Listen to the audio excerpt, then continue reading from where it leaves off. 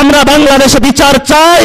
যদি বিএনপি সরকার বাংলাদেশে আমাদের এই মজলুম মানুষের বিচার করতে সক্ষম না হয়, ইনশাআল্লাহ 11 দলীয় জোট আগামী নির্বাচনে ক্ষমতায় গিয়ে আওয়ামী ফ্যাসিস্ট আমলের সকল গুম, খুন, নির্যাতন এবং জুলুমের বিচার বাংলার মাটিতে করবে ইনশাআল্লাহ।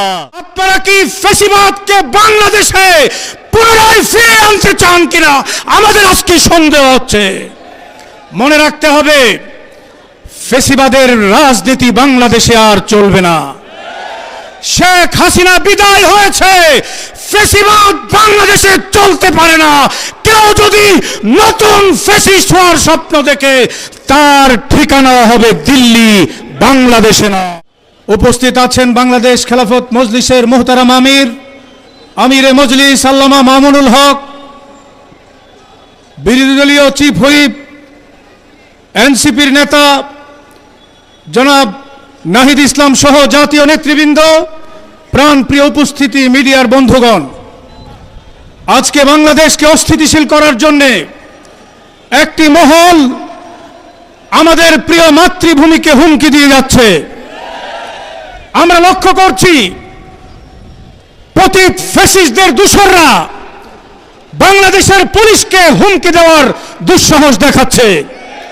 তারা প্রকাশ্যে দিবালোকে পুলিশকে হুমকি দেওয়ার দুঃসাহস কিভাবে পায়, এটা আমাদের বুঝে আসে না।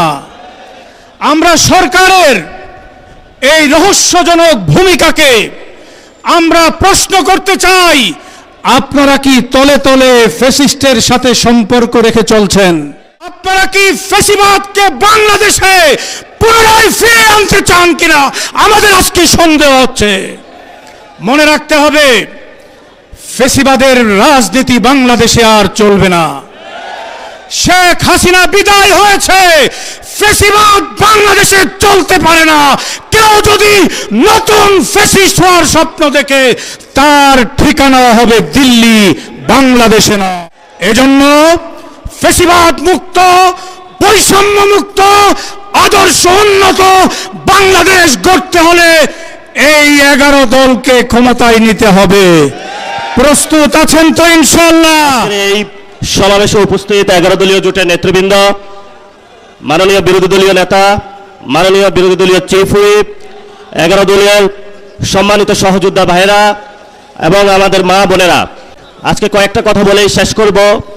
আপনারা এখানে গত 17 বছরে কারা কারা মামলা খেয়েছেন বা পুলিশের হলে একটা ডান্ডা বাড়ি খেয়েছেন, সবাই একটু কষ্ট করে হাতটা তুলবেন। এই যে অধিকাংশ লোক গত 17 বছরে এখানে হলো নিগৃহীত, নির্যাতিত।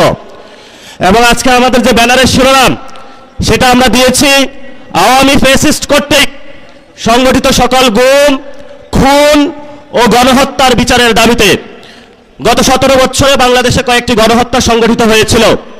28 অক্টোবরে একটি গণহত্যা সংগঠিত হয়েছিল, শাপলাতে একটি গণহত্যা সংগঠিত হয়েছিল, 24-এ একটি গণহত্যা সংগঠিত হয়েছিল, পিলখানায় একটি গণহত্যা সংগঠিত হয়েছিল। আর অসংখ্য মা বোনের কোলের কত সন্তান যে নিভৃতে চলে গিয়েছিল, সে মুকাদ্দাস ওয়ালি থেকে শুরু করে, সেই নোমানি বাই থেকে শুরু করে বাংলার প্রত্যন্ত অঞ্চলে কত রাজপথ যে রঞ্জিত হয়েছিল রক্তে, সেগুলো বাংলার আকাশ বাতাস এখনো সাক্ষী আছে। কয়েকদিন আগে প্রধানমন্ত্রী একটি বক্তব্য দিয়েছিলেন যে আমার যে মেরুদণ্ডটা ভাঙা হয়েছিল, আমি যদি প্রতিশোধ নেই তাহলে কি আমার মেরুদণ্ড ফেরত পাবো কিনা, তিনি এই বক্তব্যটা রেখেছিলেন।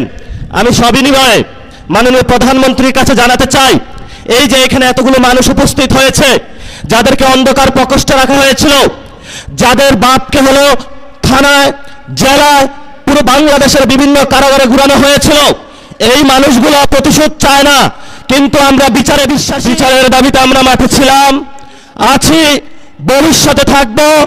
বিচার নিয়ে আমরা কোনো 1 সেকেন্ডও কোনো কম্প্রোমাইজ করব না। যদি সরকার মনে করে আওয়ামী লীগের ভোট ব্যাংকে যেভাবে একটা সমঝোতা হয়েছে, বিচারের ক্ষেত্রে সমঝোতা করতে হবে, আমরা বলবো আল্লাহর রাস্তে মাপ চাই। বিএনপির ভাইয়েরা, আপনারা নির্যাতিত হয়েছেন, বাংলাদেশের সকল মানুষ নির্যাতিত হয়েছে। নির্যাতিত যারা মজলুম আছে, মজলুমদের পক্ষে আল্লাহ আছে, এই মজলুমদের পক্ষে আমরা থাকবো ইনশাআল্লাহ। লাস্ট যে কথাটা, এই যে ইলেকশন হয়েছে, আমিরে জামাত বলেছেন যদি সেই ইলেকশনের রেজাল্টটা মেনে নেওয়া হতো, তাহলে বাংলাদেশে একটা গৃহযুদ্ধ হতো। আমরা বাংলাদেশে একটা গৃহযুদ্ধ চাইনি বলেই এই পর্যন্ত আমরা শান্তি এবং শৃঙ্খলার সাথে রয়েছি। নির্বাচন কমিশনে যে কমিশনারগণ নিয়োগ হয়েছিলেন সেই প্রস্তাবনা আমাদের কাছে এসেছিল, বলেছিল ভাগ বটরা করে অমুক অমুক ব্যক্তিকে বসাতে হবে। সেই সময় আল্লাহর সহায় থাকার কারণে এই সব গোপন সংলাপ আলোচনায় আমরা রাজি হই নাই। বিএনপির অনেক কমিশনার বসানো হয়েছে, বিভিন্ন বিভ্রান্ত আর্মি পার্সনকে সেখানে বসানো হয়েছে, তারা নির্বাচন হলে ইঞ্জিনিয়ারিং করেছে। আমরা তো আপনাদেরকে হুঁশিয়ার করে দিতে চাই, এই অনেক কমিশনারদের এক পা অলরেডি কবরে চলে গেছে। এই অবস্থায় আপনারা যদি বাংলাদেশের মানুষের সাথে গাদ্দারি করেন, প্রতারণা করেন, লোকাল গভর্নমেন্টে যদি আবার বাংলাদেশে কোনো ইঞ্জিনিয়ারিং এর ব্যবস্থা করা হয়, বাংলার রাজপথ প্রজ্বলিত হয়ে উঠবে, আগুনে তপ্ত হয়ে উঠবে ইনশাআল্লাহ। আপনারা লোকাল গভর্নমেন্টে সবাই প্রস্তুত থাকবেন ইনশাআল্লাহ। মাঠে হয়তো আমাদের রক্ত থাকবে, নয়তো বাংলাদেশের রাজনীতি থাকবে ইনশাআল্লাহ।